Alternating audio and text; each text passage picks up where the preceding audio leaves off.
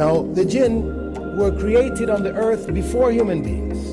Allah mentioned this, and I created the jinn before that from a fiery wind, in reference to the creation. Can you see what we call the unseen? The answer is no. We believe that they are jinn kind. Can we see them? The answer is no. We believe the angels come and go. Can we see them? The answer is no. Which means our eyes are restricted to a restriction placed by Allah subhanahu wa ta'ala. It's definitely not a joke, man. It's a lot of real stuff going on out here in this world. Secret societies are real.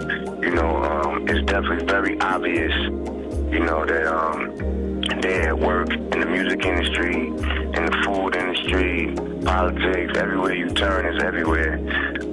You just got to read the signs, you know what I mean? The writing on the wall, basically. It's all in front of your face.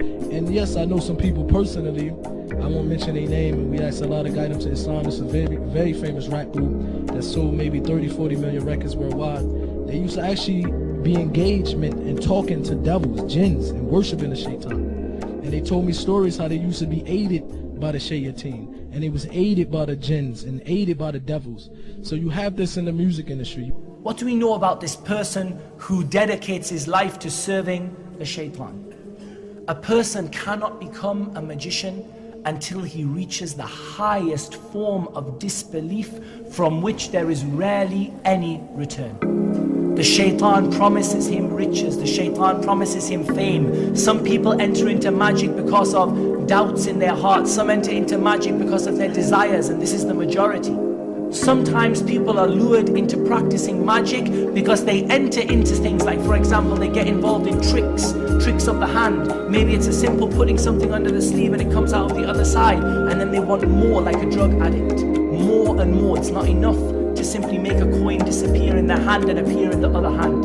Then it has to be more and more and more until they go into things, maybe perhaps they go into a Ouija board or something like this, which involves calling upon the shaitan, and then once the shaitan gets hold of them, they go into it further and further. Some people are lured innocently into the practice of magic by reading books in which it says, try this is a particularly good thing, this will make your wife love you, this will make your husband love you, this will destroy your enemies, write these things, say these things, do these actions.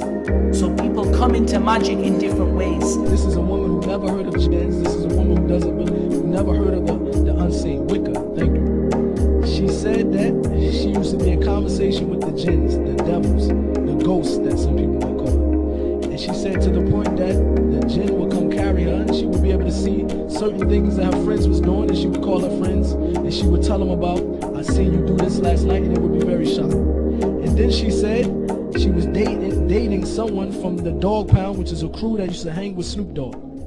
And she said, when the jinn came to us, and we hear these stories from Islam, that they will come, they will break you off slowly but surely, and they pretend that they will help you and they will aid you, but eventually they want you to do some immoral things. She said at the end, the shaitan or the jinn who was helping her came to her and said, we need you to have one more thing. When you do this last thing, we're going to put you on a whole other level, for example.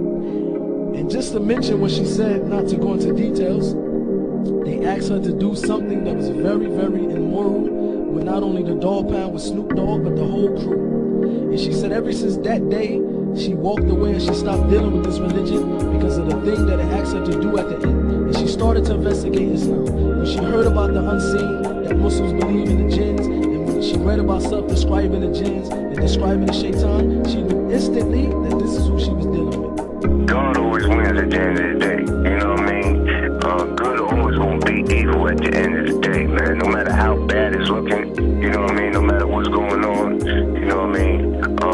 Good is always gonna win. But right now, you know what I mean? The devil definitely got the world in